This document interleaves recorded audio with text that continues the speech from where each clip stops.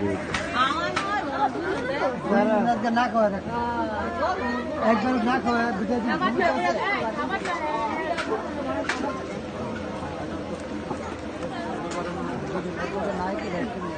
জামাই মাশাআল্লাহ সবসময় হাসে।